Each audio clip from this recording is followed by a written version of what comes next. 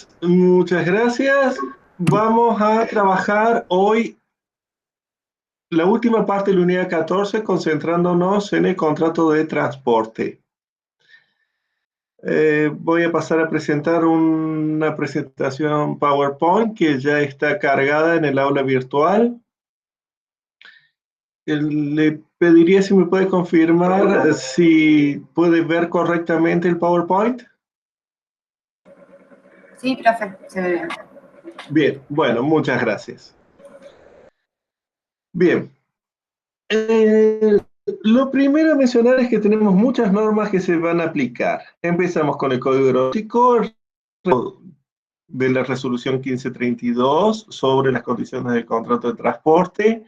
En el ámbito internacional vamos a tener Convenio de la Haya, Varsovia-La Haya del 2955, Montreal del 99, para los vuelos a Estados Unidos el IATA-CAP del 66, para los vuelos a Europa el Reglamento Europeo del 2003, condiciones generales de transporte que se van a aplicar establecidas por la IATA, que es la agrupación de principales compañías, y luego otros convenios como Guadalajara del 61, Guatemala del 71, esos no han sido ratificados por Argentina. Es decir, son muchas normas, algunas las vamos a estudiar ahora en detalle, otras las vamos a estudiar más en detalle en la parte de responsabilidad. Por ejemplo, Varsovia. El artículo 113 del Código Aeronáutico nos dice que el contrato de pasaje tiene que probarse por escrito, por medio de un billete de pasaje. El documento es el billete de pasaje. Ahora, luego nos dice que en el 114 que la no emisión de ese billete o la irregularidad no estar conforme a las estipulaciones del artículo 115 no va a afectar ni la existencia ni la validez del contrato de transporte. Y que el único efecto va a ser que el transportador va a perder el beneficio de poder escudarse detrás del límite de responsabilidad. Entonces, esto de probado por escrito, ¿a qué hace? Hace a la prueba frente a terceros. Por ejemplo, en una quiebra del transportador, van a acceder distintos actores reclamando por sus créditos. Si no tenemos, no vamos a poder, el billete de pasaje no vamos a poder incorporarlo a la masa de los acreedores. El síndico no debería aceptarlo. ¿Qué cosa tiene que tener el billete de pasaje? Lugar, fecha de emisión, número de orden, evidente, punto de partida y destino. Marco es lo que se llama el itinerario, punto, aeropuerto de partida, aeropuerto de destino, la fecha. Y nos viene una cuestión respecto al ticket electrónico. El convenio de Montreal de 1999 incorporó una regulación especial sobre documentos electrónicos para los contratos de transporte. Ese documento, a ver, antes el billete de pasaje era un librito gordo como un pasaporte, prácticamente se dan cuenta el problema de emisión, de gasto en papelería, de enviar a la agencia de viajes, recuperarlo, procesar todo ese papelerío, era muy costoso, muy problemático. Gracias a los medios electrónicos, ustedes pueden contratar directamente por internet o por teléfono y nos establece en el artículo 3 del Convenio de Montreal que cualquier otro medio en el que quede constancia de la información requerida, es decir, el itinerario y las condiciones de transporte, va a ser válidamente aceptado. Señorita Tamirano, buenos días. Mucho gusto. Buenos días, profe. Y dice que tiene que darse un aviso al pasajero. ¿Cuándo realizamos un ticket electrónico? Aquí vemos, por ejemplo, la reglamentación argentina. También habla de otro medio idóneo. Cuando ustedes contratan por internet, compran en aerolíneas, Air France, la compañía que fuere, o un billete, les van a enviar normalmente un mail. Ese mail no es el ticket electrónico. El ticket electrónico es un registro en un servidor habilitado por IATA. Es una imputación en un servidor. En el momento en que se realiza la imputación en ese servidor habilitado, que son unos pocos en el mundo, es decir, no todas las compañías tienen servidores habilitados por IATA, sino que retransfieren a otras para la carga en ese servidor. En el momento en que se imputa, ahí es cuando se considera emitido el billete. No cuando hacemos clic en la computadora a pagar, no cuando recibimos el mail, no cuando nos aparece un pop-up diciéndonos que ya tenemos el billete. Según la reglamentación IATA, el ticket ha sido emitido en el momento en que se imputó en el registro electrónico en el servidor habilitado. Lo que les llega son estos puntos exigidos por Montreal y por el Código Aeronáutico, que son el itinerario y las condiciones generales de transporte. Normalmente les llega a veces en un solo documento, a veces en dos, si fueran en dos, un corto, chico, que es el itinerario, horario, nombre del pasajero, nombre de la compañía, número de aeropuerto de partida, y ya está. Ese es el itinerario.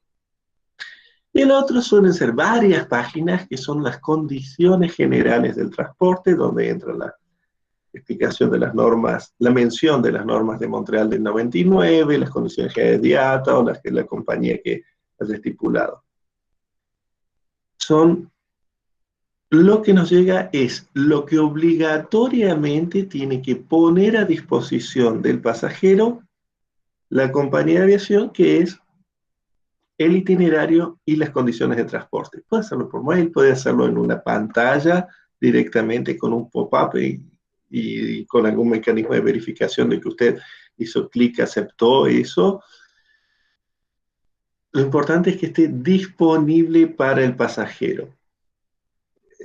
A ver, un agente de viajes emite un billete, un ticket electrónico. Normalmente la gente cree que cuando le dan el voucher con la impresión de estos documentos es que se lo están emitiendo. No, vuelvo a insistir, la emisión se produce cuando se imputa en este registro informático de los servidores habilitados. Lo que hace la gente de viajes, lo que hace Despegar, lo que hace la compañía de aviación cuando nos imprime o nos entrega o nos envía el mail es cumplir con la obligación de entregar el itinerario y las condiciones generales del transporte, sin lo cual no se consideraría válidamente emitido el billete.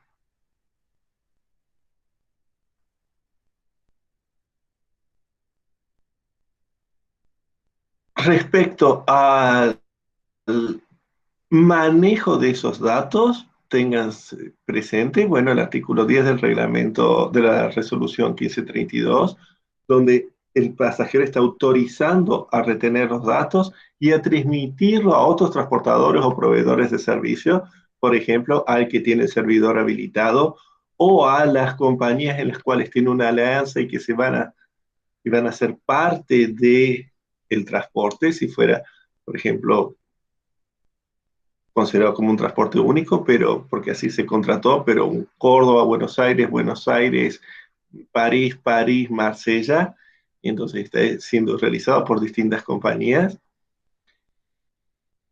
Tengan presente que todo eso también está alcanzado por la legislación argentina sobre bases de datos, entonces le genera el derecho a habeas data y demás sobre los registros informáticos que tienen ustedes, la compañía. En el proyecto de Código Aeronáutico Latinoamericano que ya estuvimos mencionando, les da una definición de contrato de transporte aéreo que no lo hizo el código, tal como está vigente. Y suena simple.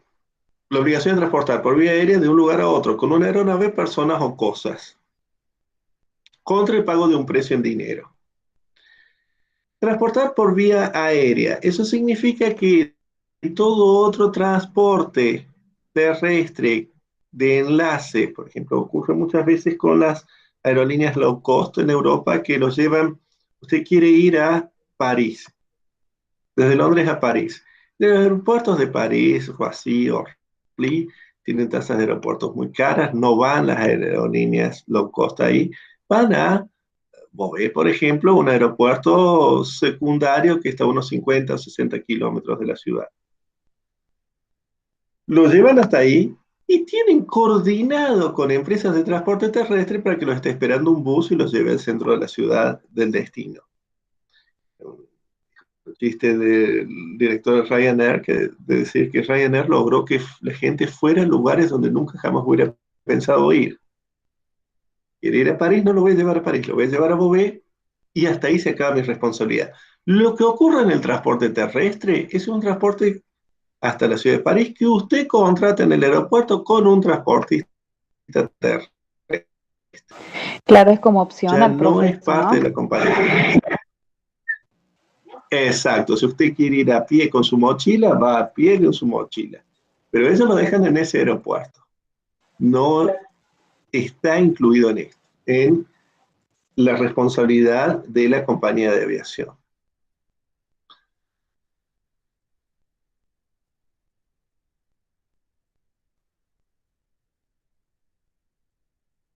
¿En qué consiste el transporte? El transporte, recuerden, es una locación de obra, en que vamos a trasladar sana y salva de un lugar a otro una persona.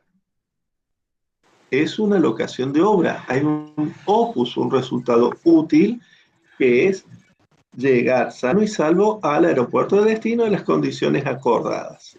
Profe, disculpe, le hago una Volvemos a verlo de pregunta. los medios.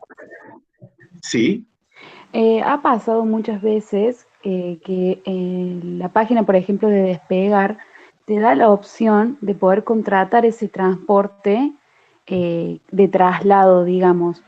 En ese caso, eso es simplemente aparte. responde Es un la... contrato aparte, Bien, bien, bien. ¿no? O sea, no responde la Despegar en este caso.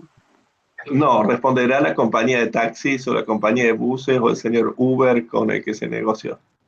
Ah, bien, bien. Gracias. Usted dentro de Despegar lo pone como un paquete turístico, Claro. contando con, también puede reservar un auto, un hotel, eh, demás, espectáculos, pero no tiene ya que ver con la compañía de aviación. Bien, gracias, profe. No, por favor.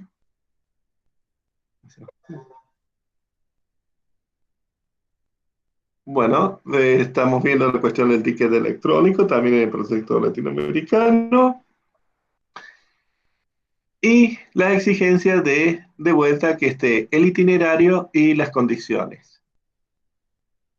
Todas esas condiciones son esa letra chiquita, chiquita, que si lo amplían para legible en la computadora son como entre 7 y 10 páginas, que son los que estamos estudiando ahora.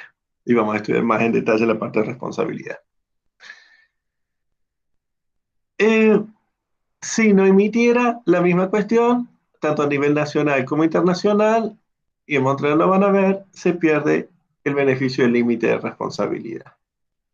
La ejecución, ¿qué comprende?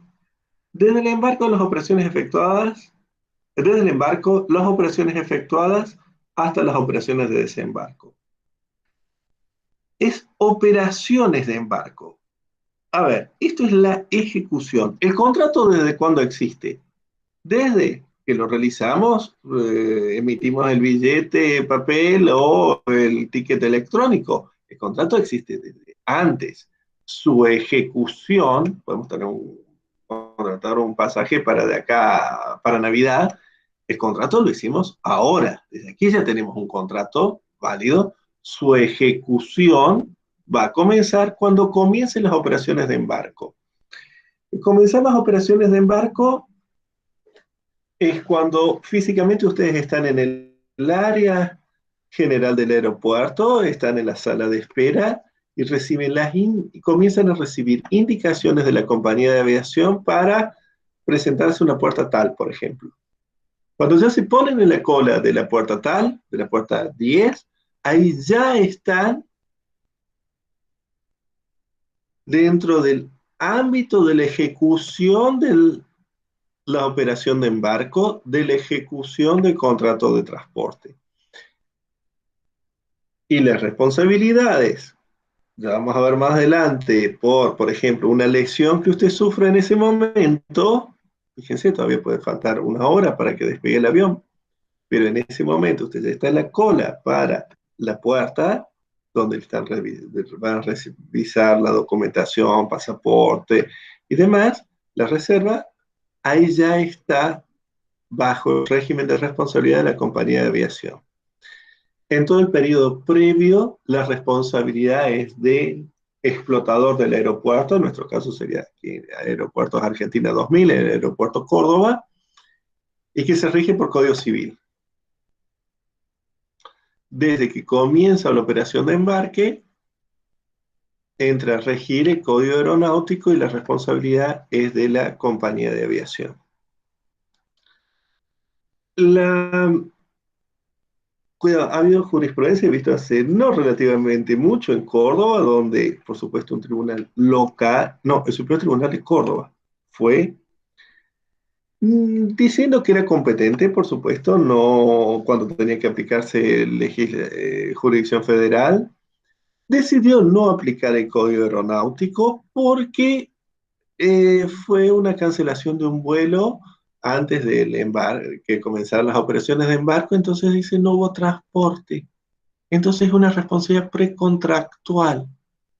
Bueno, delirio absoluto. Es decir, muestra la calidad y el nivel de nuestros jueces, nada más.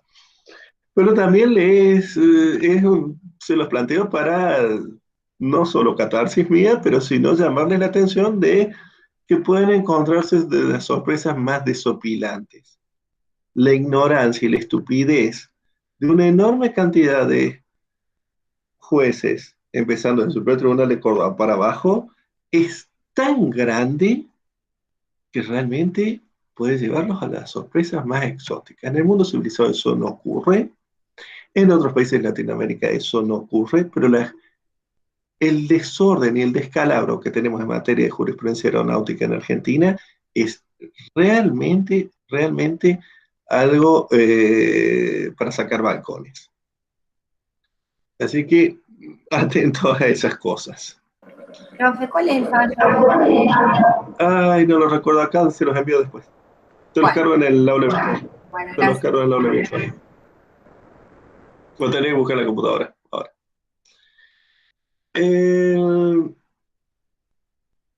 No, ¿saben lo que estábamos pensando en la cátedra? Es armar una pestaña, una sección al final de la materia como un práctico para ustedes de analizar estos fallos y encontrarles los errores. Estamos pensando como un práctico para ustedes de bestialidades de la Administración de Justicia y ustedes cómo deberían enfrentar eso. ¿Qué pasa si se negara el embarque?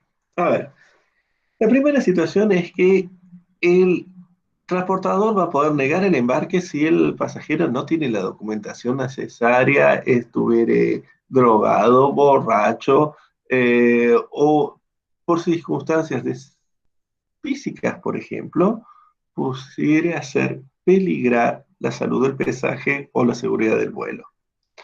En todos esos casos, la compañía, por reglamentación, tanto nacional como internacional, debe negar el embarque. Y montones de veces se ven personas que son bajadas o impedidas de subir. ¿A qué cosas está obligado el pasajero? Está obligado al pago, por un lado, a mantener una conducta adecuada en el uso de los servicios, a prestar colaboración con el transportista en el cumplimiento de sus funciones y muy especialmente a acatar las disposiciones de seguridad emitidas por el comandante de la aeronave y su tripulación. Y si me dicen, ponga en modo vuelo o apague su teléfono, es una medida de seguridad dada por el comandante, lo tengo que hacer. Y si no, bájese, se acabó el problema. Y por supuesto, sin derecho a indemnización. ¿A qué tiene derecho el pasajero? Bueno, este artículo del proyecto es un poco interesante, porque dice, acceder a condiciones de igualdad a todos los servicios aeronáuticos y recibir un trato eficiente, de calidad e ininterrumpido. Está bien, es lógico. Ahora, lo de cuestión de igualdad, téngalo de igualdad en iguales condiciones. A ver, ustedes, por ejemplo, en un avión, en la clase turista, lo habitual es tener entre 30 y 32 tarifas distintas que llevan servicios distintos.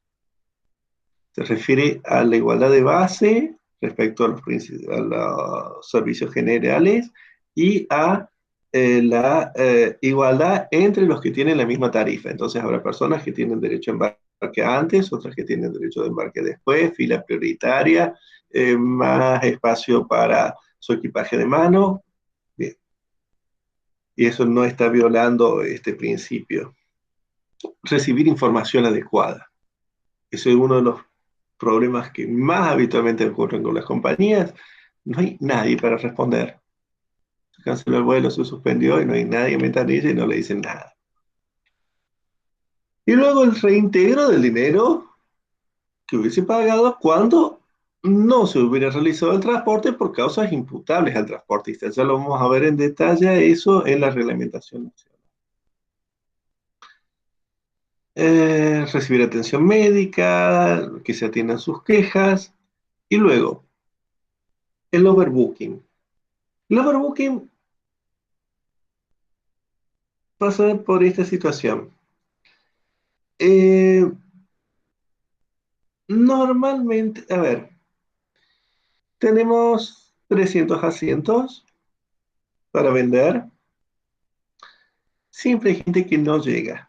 Las compañías llevan su estadística y calculan, supongamos que un 5% de las personas no se presentan, el no-show se llama, no pasajero no presentado. Llegó tarde, perdió una conexión, lo que fuere, hay entre un 5 más o menos, a ver, 5 o 7% de personas que no se presentan. Bueno, la compañía tiene derecho a viajar con ese asiento vacío y cobrarle al pasajero el billete porque fue una cosa imputable al pasajero, no haberse presentado. Las compañías normalmente, ¿qué hacen? Dan una cierta flexibilidad al pasajero. Si no llegó con una penalidad, lo embarcan en el vuelo siguiente, pero no le hacen perder el pasajero, el billete, lo habitual, las condiciones especiales que pone la compañía. Ahora, si lo va a poner en un asiento en el vuelo siguiente, se encuentra con un asiento vacío. ¿Qué hace? Sobrevende unos cuantos pasajes ante el cálculo de que algunos pasajeros no se van a presentar, que el vuelo, cuanto más lleno, a ver, un vuelo tiene que, para no perder dinero, un 82-83% de ocupación en cada. Y, o sea, 100% en clase turista y 50% en clase business pierde dinero. Tiene que lograr más de un 80 y cortos en cada una de las clases. Y la compañía entonces sobrevende pasajes ante el conocimiento de que algunos pasajeros no se van a presentar. Y por el otro lado, si el pasajero no se presentó por causa imputable al pasajero, normalmente lo que hacen es cargarlo en el vuelo siguiente con alguna penalidad o sin penalidad alguna. Pero puede ocurrir algo, que se presenten todos. Entonces tenemos 310 pasajes vendidos y solo 300 asientos. Y ahí se nos da lo que se llama overbooking. Las compañías siempre han batallado diciendo, miren, yo estoy haciendo esta sobreventa no porque esté tratando de estafar a la gente, sino simplemente porque quiero que no pierdan el pasaje y que puedan volar en el vuelo siguiente. Y no pero a la vez no puedo salir con el asiento vacío sin pago. Las reglamentaciones siempre han sido muy claras. Hay fuertes penalidades, tiene el derecho a recibir el reintegro total del precio del pasaje con más una indemnización, que ya vamos a ver en la siguiente unidad cómo se regula. Y esas son las situaciones cuando muchas veces, sobre todo ustedes que son jóvenes, en algún aeropuerto les dicen, mire, ¿no quiere viajar en el vuelo siguiente o viajar mañana y les regalamos $200, lo subimos de categoría y un hotel y la cena? La compañía, a cambio de no tener que enfrentar la multa que les viene más la indemnización, prefiere ofrecerles algo que sea interesante. Normalmente no se lo ofrece a gente mayor o enferma, se lo ofrece a jóvenes mochileros que un día más, un día menos, un día de vacaciones extra, una cosa así, no les va a cambiar y les permite a tanto la compañía como a estos pasajeros una solución aceptable. Pero como les digo, es una sobreventa. Su origen no es una idea de estafar, sino no obligar al pasajero a perder su billete de pasaje por no haber embarcado, pero claramente la compañía tiene que devolver el precio del pasaje e indemnizar si hubiere más pasajeros presentados que los asientos que tiene disponibles.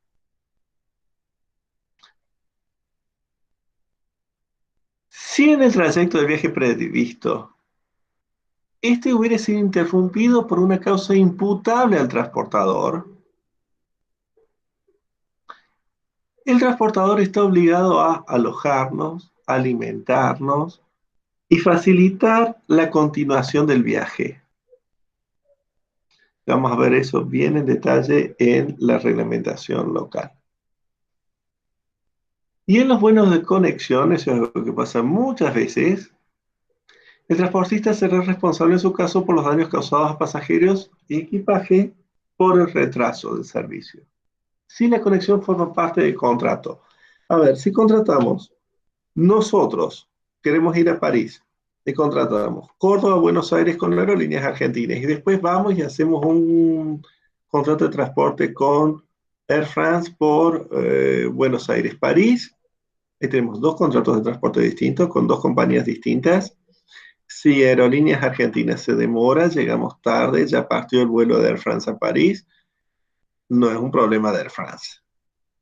Tendremos que discutir con Aerolíneas Argentinas por el retraso, pero cuidado, el retraso ese no va a incluir el billete del pasaje a Francia, ni la noche de hotel que perdimos, ni el espectáculo a que íbamos a asistir. No, no, no, porque Aerolíneas Argentinas no sabe qué vamos a hacer tampoco.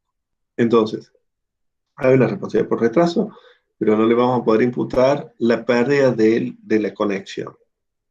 Sí, en realidad hacemos un solo contrato de transporte que va desde Córdoba hasta París.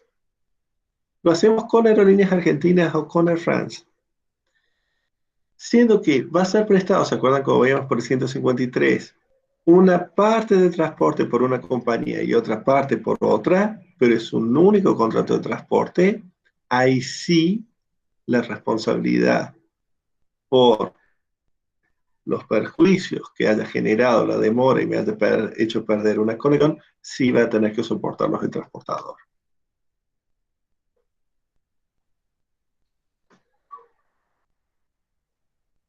Si el pasajero no se presentare a tiempo, perderá el derecho a ser transportado en el vuelo.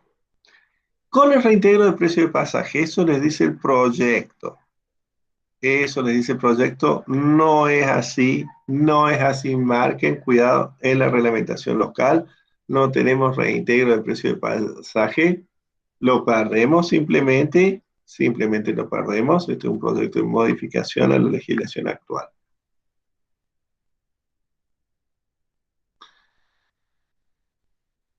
En realidad, acá debería ser pierde el derecho del reintegro. La extensión y validez. Una cuestión importante en la legislación local, la resolución 1532. Tenemos un pasaje abierto 3 meses, fijamos la fecha, y el transportador no pudo proveer el espacio o se postergó el vuelo. Miren todo lo que pasó con el coronavirus, con las cancelaciones y demás. Se establece que se extiende el periodo de validez hasta que se disponga del lugar. Se extenderá el periodo de validez. Antes, cuando el pasajero presente, esto es algo que la gente habitualmente no sabe, un informe médico de que está incapacitado para realizar el viaje, el periodo se extiende mínimo por 30 días, igual para los pasajeros que lo acompañen. La gente normalmente cree que lo pierde, se enfermó y se quebró un pie y perdió el pasaje. No, no lo perdió, tiene 30 días más para recuperarse. Si hubiera fallecido alguien son 45 días. Igual si fallece en el viaje una persona, para el regreso los deudos y acompañantes tienen 45 días más que se estira la validez.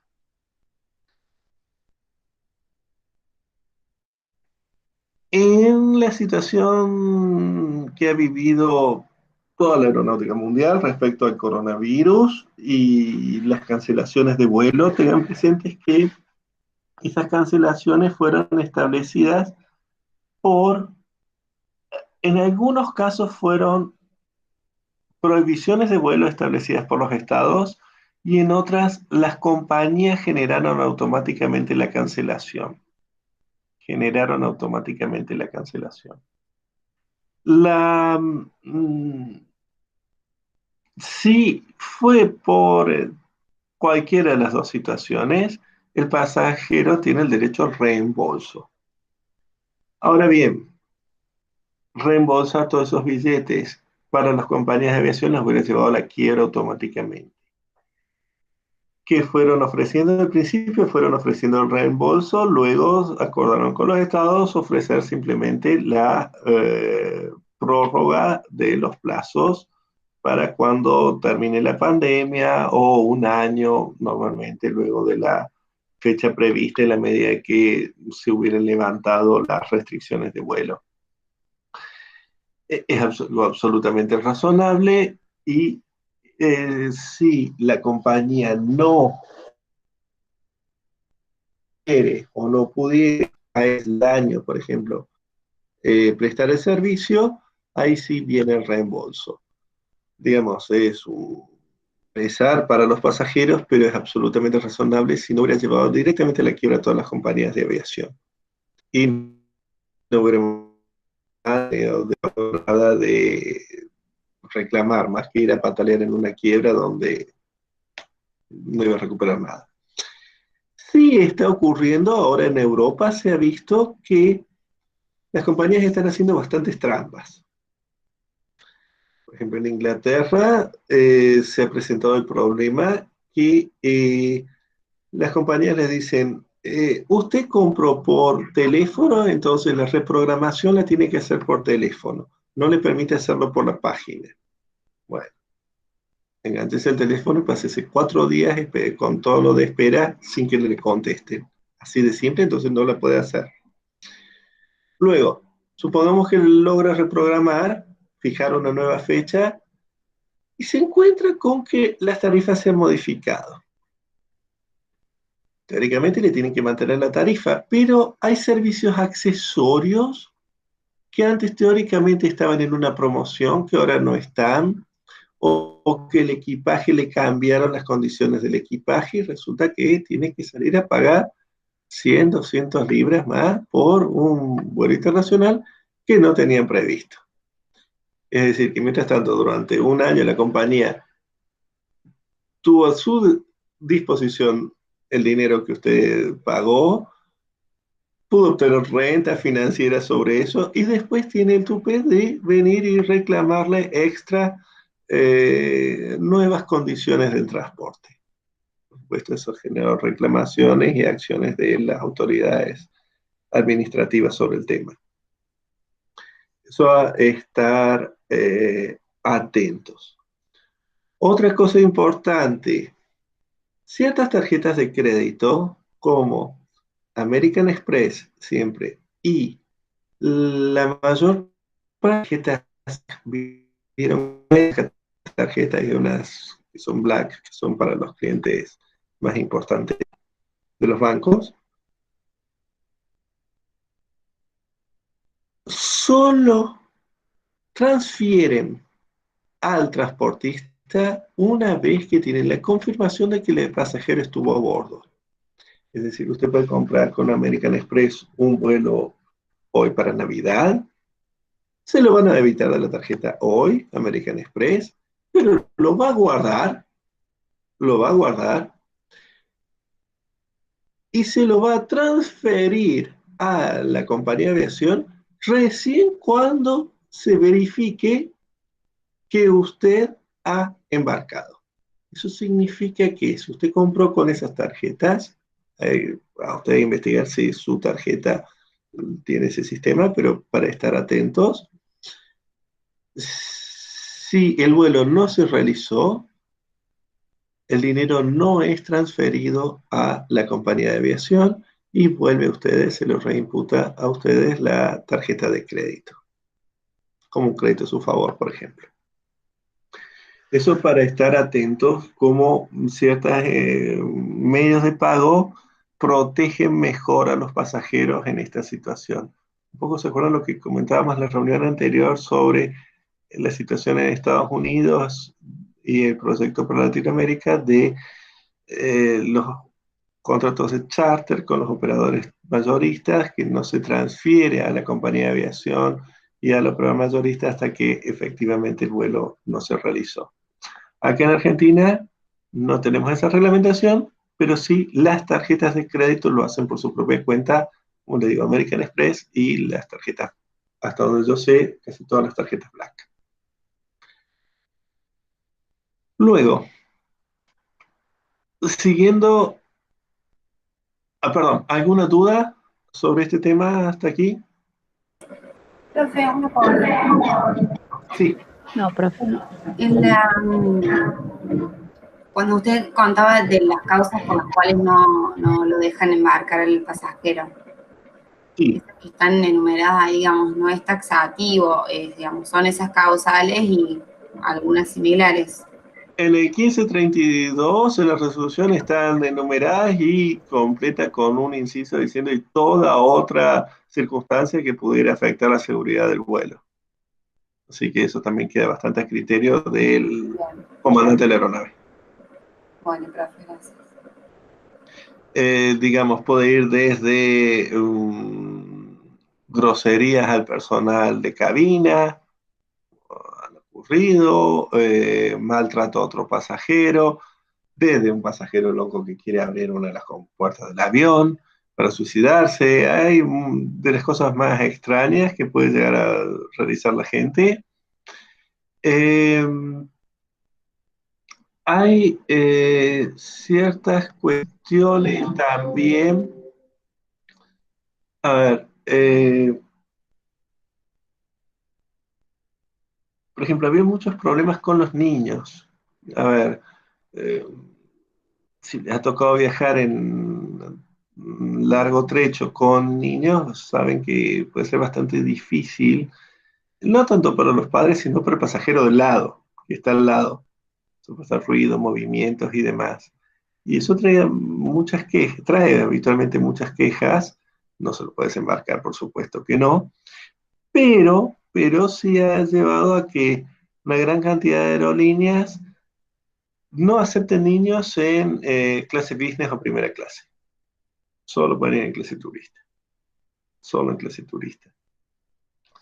Es decir, todo ese ruido, movimiento que genera, que no deja concentrarse en el trabajo, si usted está en una business o descansar cómodamente y ha pagado mucho dinero por ese beneficio, la gente se quejaba. Entonces, van a ver que muchas compañías no les van a permitir niños en ciertas clases.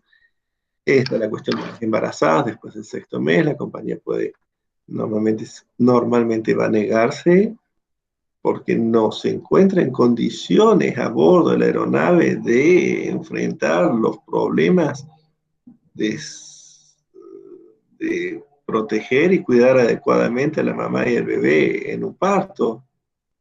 Entonces son muchas cuestiones en las cuales eh, la compañía va a negarle el acceso. Me parece como discriminatorio, ¿no? ¿Cómo, perdón?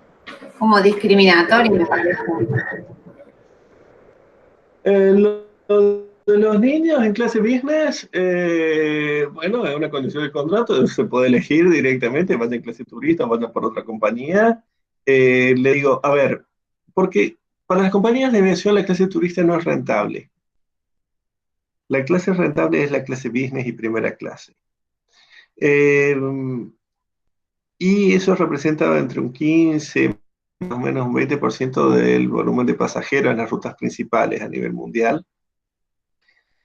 Y son gente, a ver, ¿por qué pagar no sé, un vuelo que sale $1.000, un clase business le sale 2.000 o 3.000? ¿Pero por qué?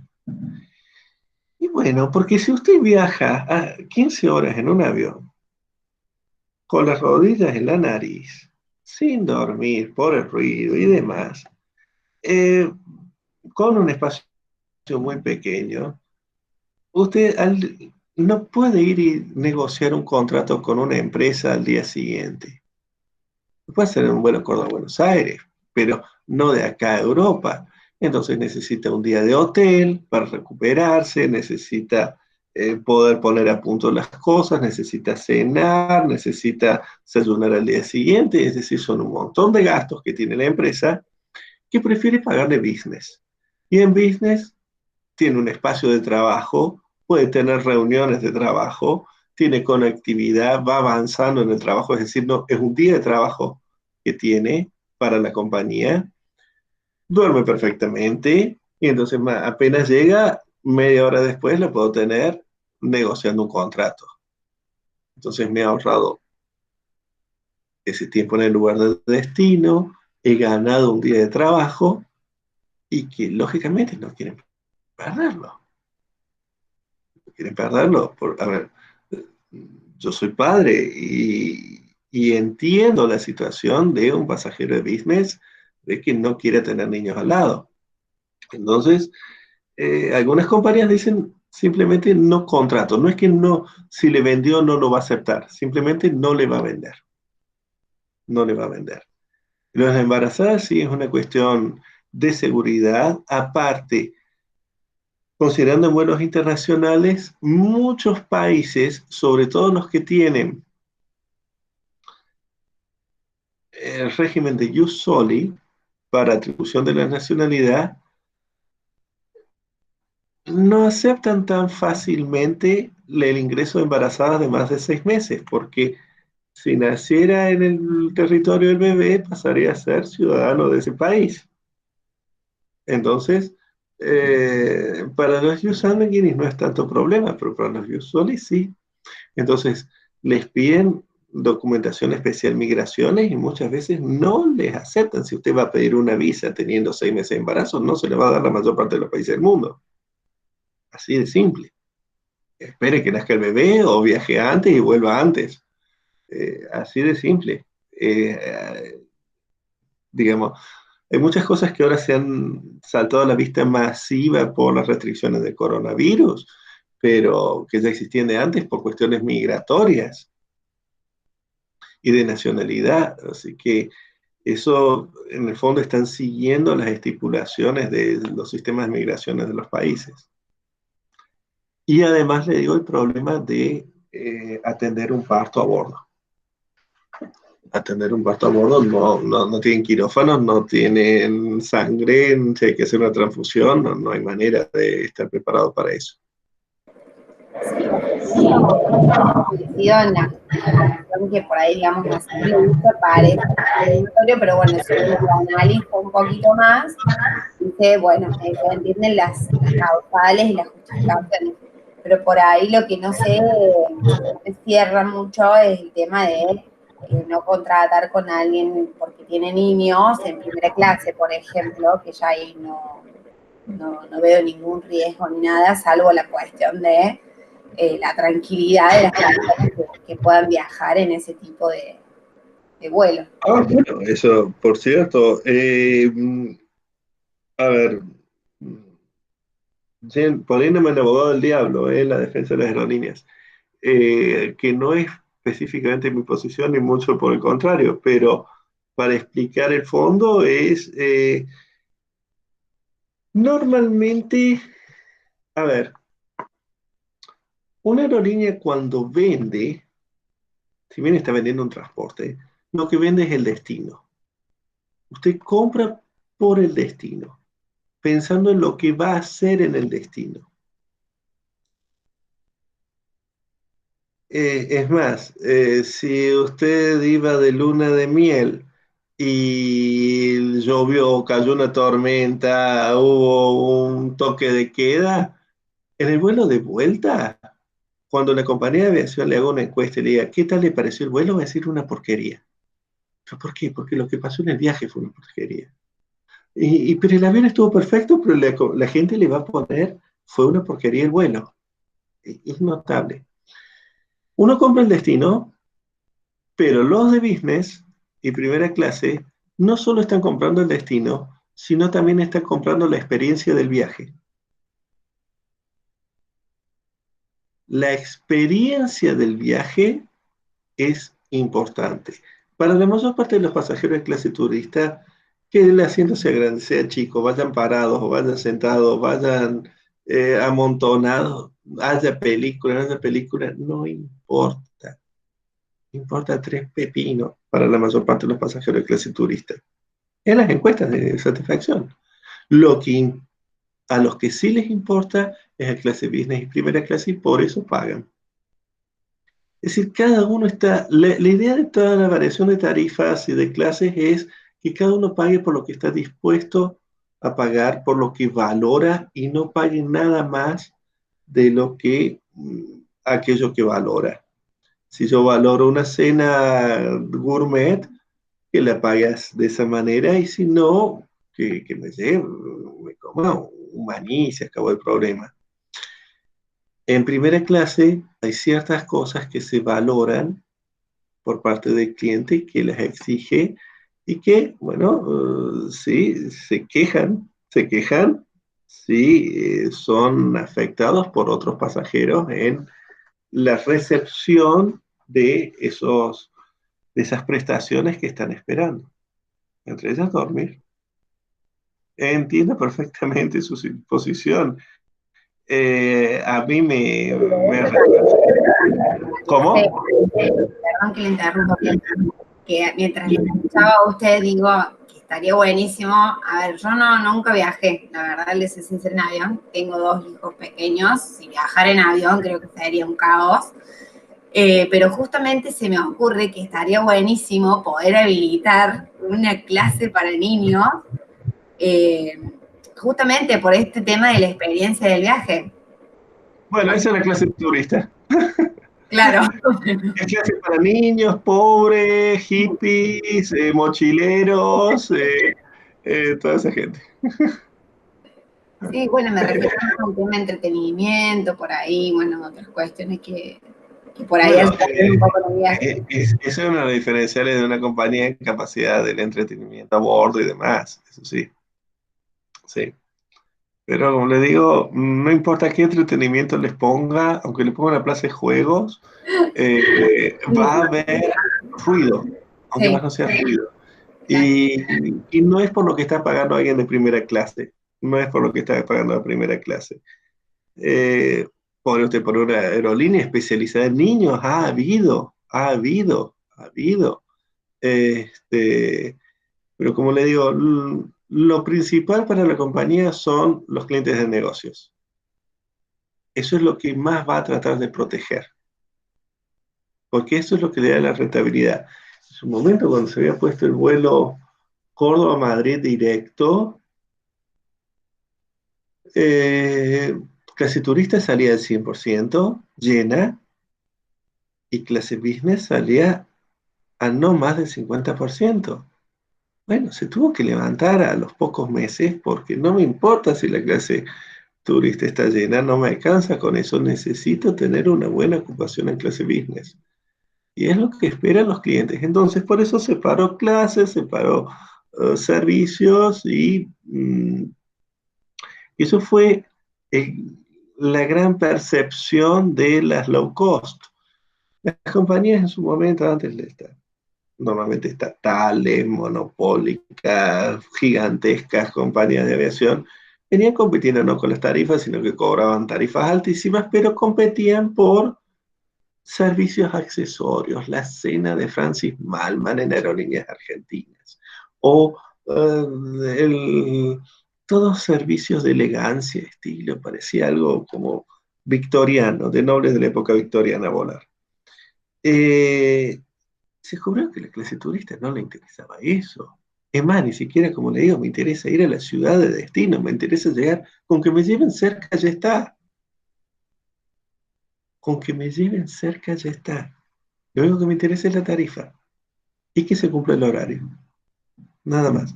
Entonces, eso va haciendo la separación en función de los intereses, que cada uno pague lo que está dispuesto, lo que valora. Y no más que eso. No más que eso.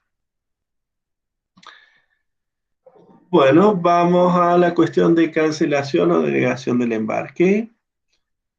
Si por cuestiones técnicas o de índole comercial se cancela o se demora el vuelo, o deniega el embarque por overbooking, el pasajero, según nuestra reglamentación local, va a tener una serie de derechos. Primero, a elección de él, que le incluya en el vuelo posterior, que le endosen el contrato a otra compañía de aviación, por ejemplo, por un intercambio de aeronaves, podría ser. Ser reencaminado por otra ruta si el destino indicado en el contrato, con todos los servicios pagos por el transportador. A una indemnización o a la inmediata devolución del precio del pasaje por el tramo, por ejemplo, que no se hubiera realizado.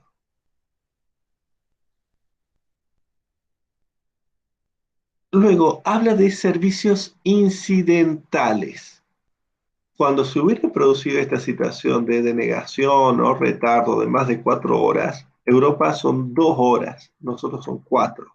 Es decir, el horario que vemos en afichado es eso y 4 horas más. Dentro de las 4 horas, el vuelo puede salir. No son las 17:15, son las 17:15 hasta las 21:15. En Europa son 2 horas, acá son 4 horas. En esas 4 horas tengo derecho a comunicaciones, al lugar de destino, comidas, refrigerios, alojamiento. No como las compañías muchas veces lo dejan tirado en el aeropuerto.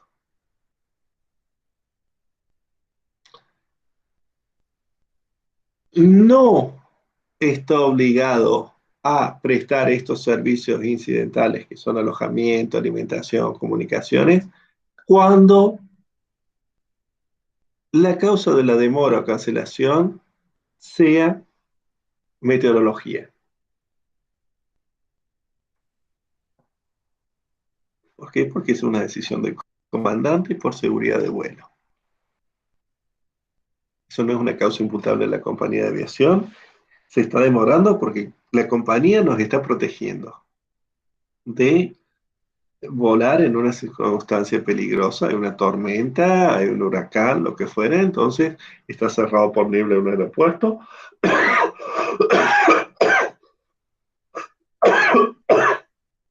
Perdón.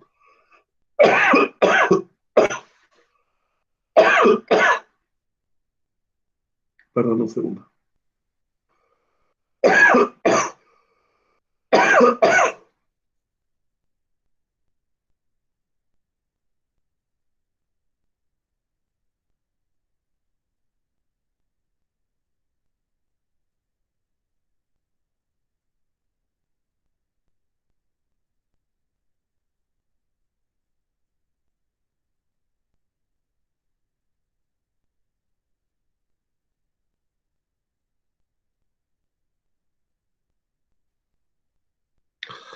Gracias, ya extrañaba la tos. La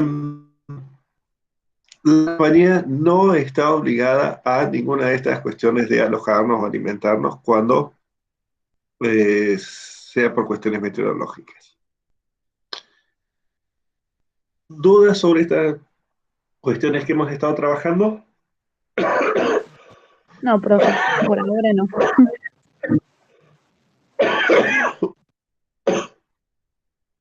Ay, perdón.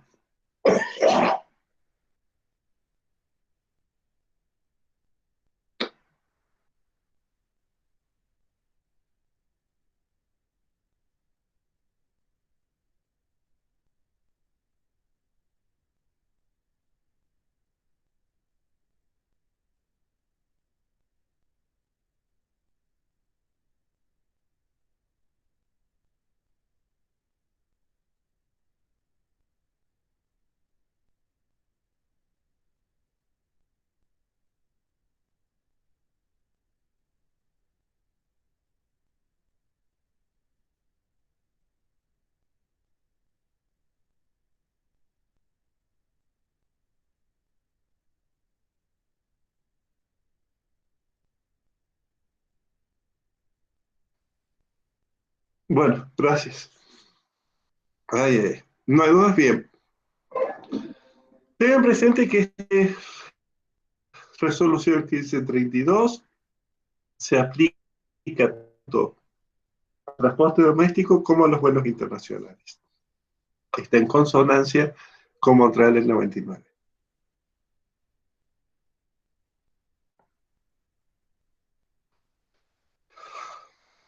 El transporte de equipaje.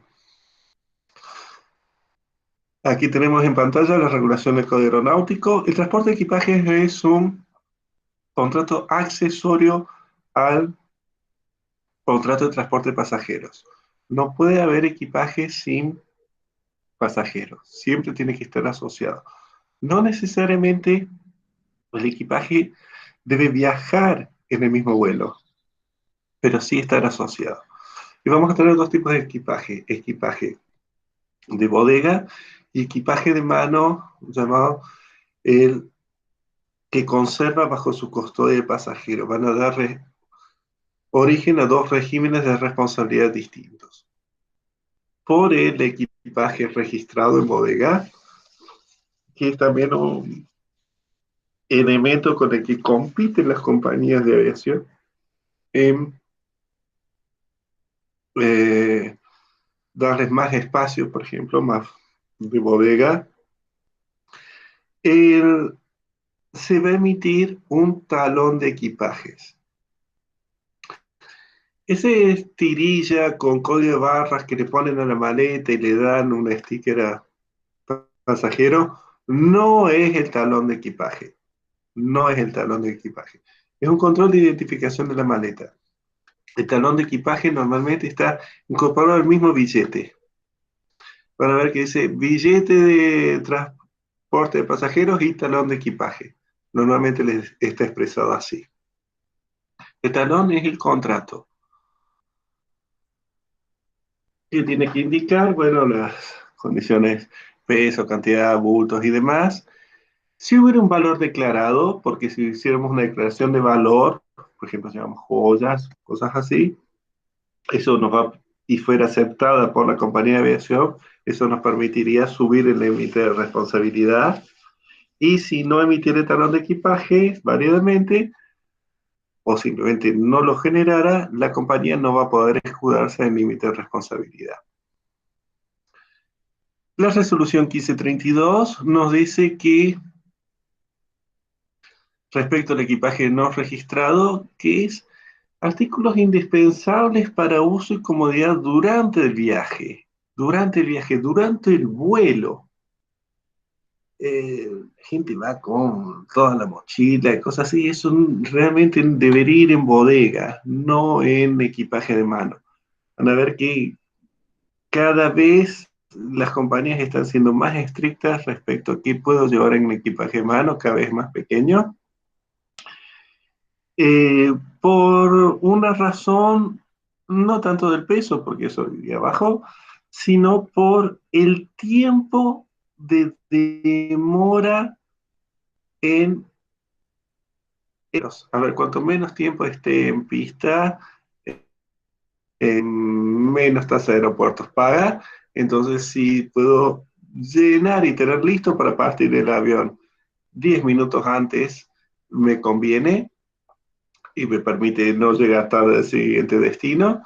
Entonces, cuanto más puedan ahorrarse de todo ese tiempo, la gente subir las paletitas, que no le entra la azafata, el comisario de bordo que tienen que ayudarnos y todo eso, mucho mejor para la compañía. Entonces ella prefiere cuanto más pueda enviar directamente en bodega.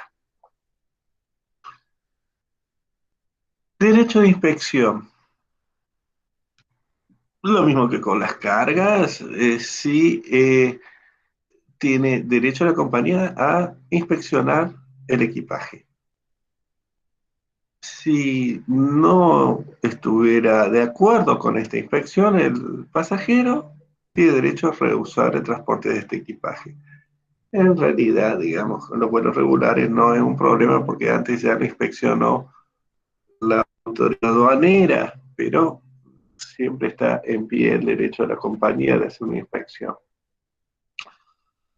Los animales, es muy habitual que la gente viaje con animales, no van en cabina de pasajeros, van con el régimen de equipaje.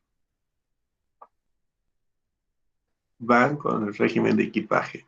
Y no entra dentro de la franquicia de equipaje. Si yo tengo una franquicia de 32 kilos y llevo, no sé, un caniche con su cajita de transporte y su comida, no entra en la franquicia de 32 kilos, lo tengo que pagar aparte. Los únicos animales que pueden ir en la cabina de pasaje son los perros guías o perros de ayuda a personas con dificultades físicas, en la medida que estén con el bozal y los aparejos adecuados y la aceptación de la responsabilidad del pasajero por los daños que pudieran producir a la aeronave, tripulación y resto del pasaje estos animales.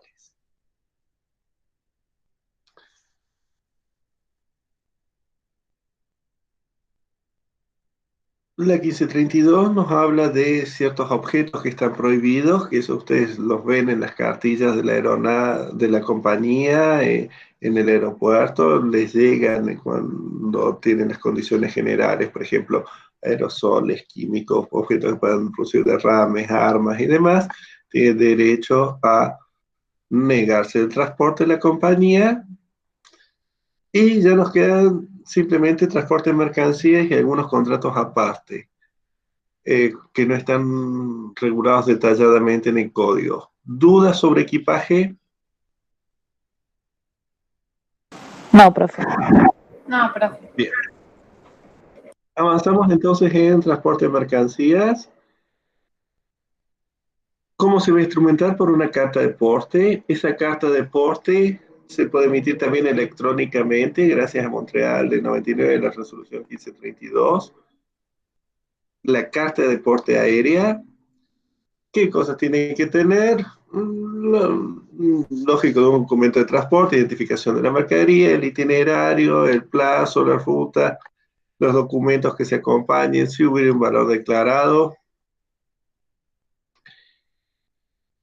Si no se emitiese la carta de porte, el contrato sigue siendo válido, pero no va a poder escudarse en límite de responsabilidad.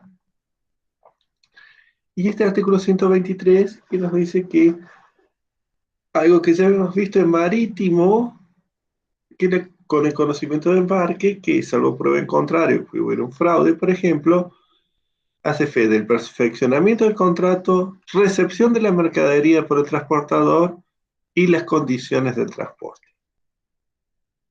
Puede plantear reservas el transportador respecto a la recepción, por ejemplo, si el embalaje es inadecuado o está en mal estado. El 124 les dice que la carta de porte puede ser extendida al portador a la orden nominativamente. A ver, nada en el código aeronáutico impide tener cartas de orden al portador o transferirlas. pero eso en la realidad práctica nunca son emitidas ni el portador ni transferibles las cartas de porte por las compañías de aviación de IATA. ¿Por qué? A ver, vamos de simple. Si yo tengo un transporte marítimo que dura un mes hasta Europa, o un mes y medio, casi dos, hasta Extremo Oriente, hasta China, es lógico y razonable que yo pueda tener en mi giro comercial interés a eh, transformar el líquido de esas mercancías y venderlas durante esos 2 meses. Pero en transporte aéreo, que a lo sumo, no sé, si tuviéramos que llegar a lo más profundo de Siberia, serían 3 días, contando conexiones y demás. ¿Qué urgencia puede tener una empresa para vender mercancías que están en vuelo? La única razón, lógicamente, que podemos imaginar es que esas mercancías tengan algo raro y que quiera cambiarla de nombre. Entonces, no, gracias, no le voy a emitir, si soy compañía, cartas de porte transferibles, ni al portador, se emite nominativo y su giro comercial, bueno, que aguante 2 días hasta que pueda llegar al destino y ahí empezar a venderlas. No durante el transporte. Nada lo impide, 124 es claro, pero en la práctica no van a ver jamás una carta de porte transferible al portador. Siempre son nominativos e intransferibles. Las cuestiones de responsabilidad las vamos a ver luego en la próxima unidad, la unidad 15, la semana próxima. Trabajo aéreo, otro de los contratos. ¿Qué se refiere a trabajo aéreo? Bueno, tiene un primer artículo 131 que dice que tiene que ser realizado por aeronaves de matrícula argentina, pero no les dice qué es en realidad. Sí, van a tener una regulación muy detallada en la ANAC, en el sitio, y esto está tratado en el decreto 2836 del 71 y modificaciones. Tiene el trabajo aéreo como explotación comercial de aeronaves, que puede incluir el traslado de personas o cosas, pero que no es un servicio de transporte aéreo. El objetivo no es el transporte. Por ejemplo, fumigación, fotografía, decreto dice propaganda, debería decir publicidad, propaganda, de política, inspección y vigilancia, pesca, protección de la fauna, construcción, por ejemplo, de una cruz en la cúpula o en el campanario de iglesia se coloca normalmente con helicópteros, eso es trabajo aéreo. Y toda actividad que se realice con aeronaves sin tener con fin transporte de personas o cosas. Los remito luego al decreto, lo tienen en el aula virtual, al enlace para manejar más el detalle. En realidad el decreto está más bien orientado a los requisitos que tienen las compañías y a los aeroclubes, que es de donde más se realizan estas operaciones. Una especial atención a la situación de los aeroaéreos, algo que ya creo habíamos comentado cuando hablamos de aeronave. La mayor parte de las aeronaves que realizan fumigación en la Argentina están fuera de norma y son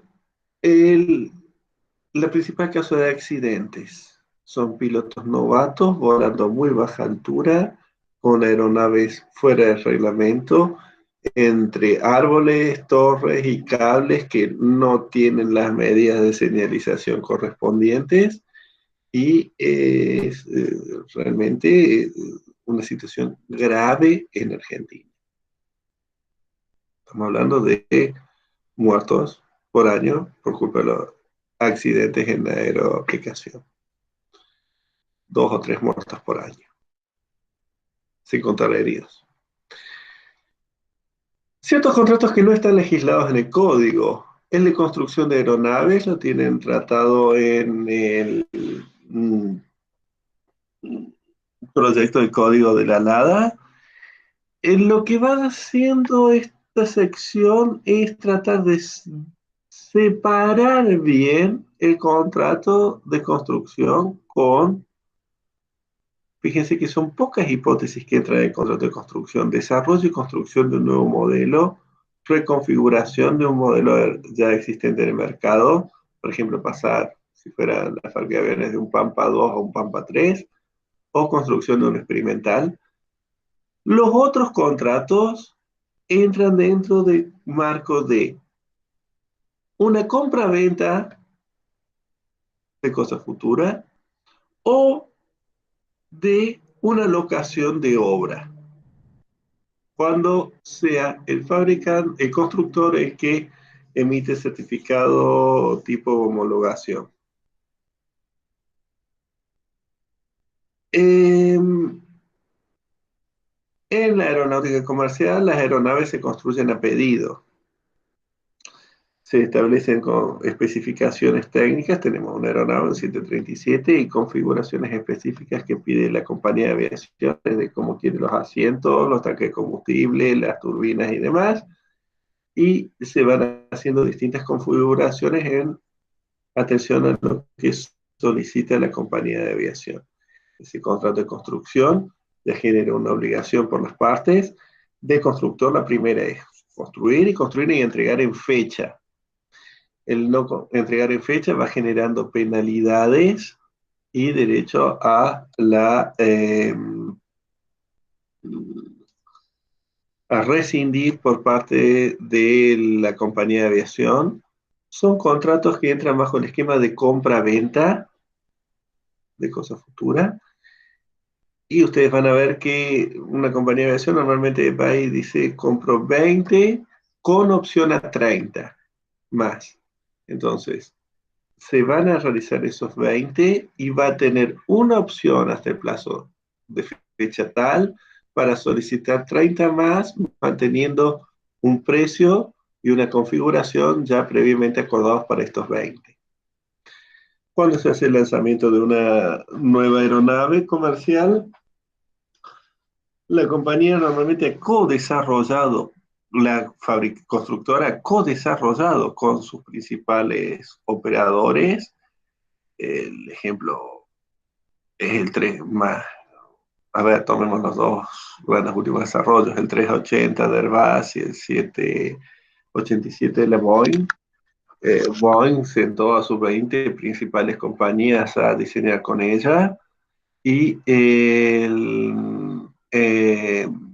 compañías explotadoras, usuarias, y el Boeing y el Airbus 380 está prácticamente diseñado para Emirates.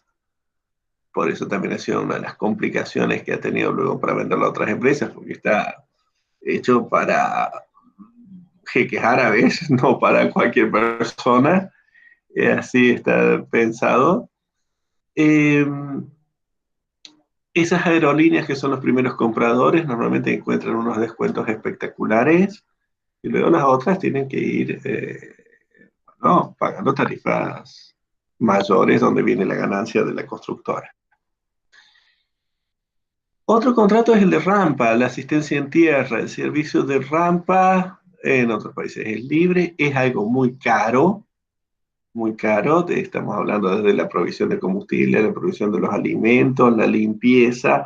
Estamos hablando del cargar las maletas, cargas, y eso, entre las prácticas monopólicas favorecidas por el gobierno Aerolíneas Argentinas, se puso que si usted no tiene su propio servicio de rampa, tiene que contratarle de aerolíneas en el aeropuerto, de Aerolíneas Argentinas. Entonces, Aerolíneas Argentinas gana prestando el servicio de rampa a las otras empresas, y no una empresa Juan Pérez que se dedique a eso, como hay otros países donde hay grandes empresas dedicadas específicamente a rampa.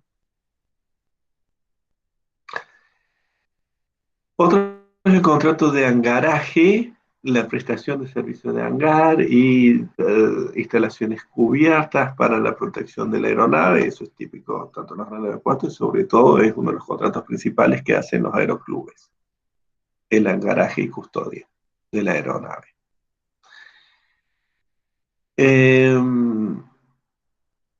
Bueno, con esto tenemos el final de la unidad 14, los contratos.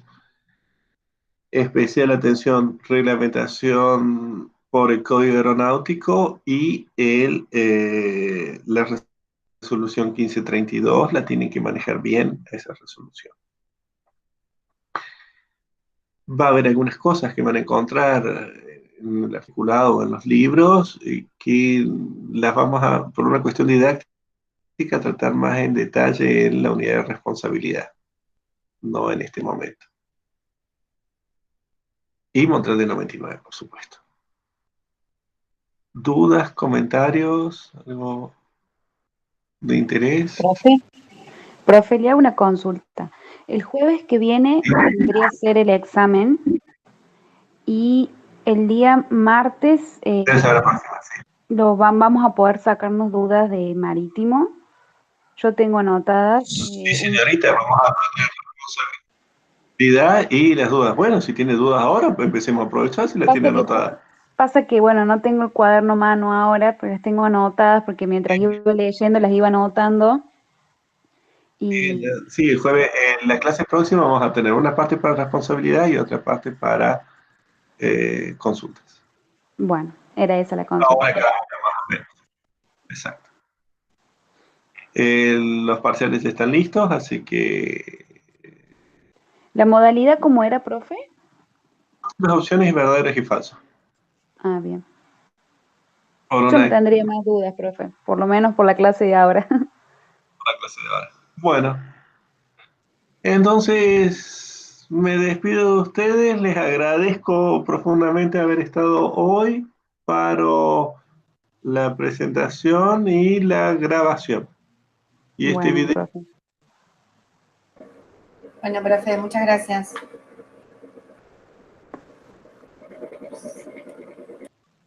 Un salto. Y este video lo van a tener disponible en el aula virtual para cualquier duda o inquietud. Muchas gracias. Bueno, Entonces. muchas gracias. Hasta luego. Gracias, profe. Hasta luego. Dios las bendiga. Feliz fin de Hasta luego. semana.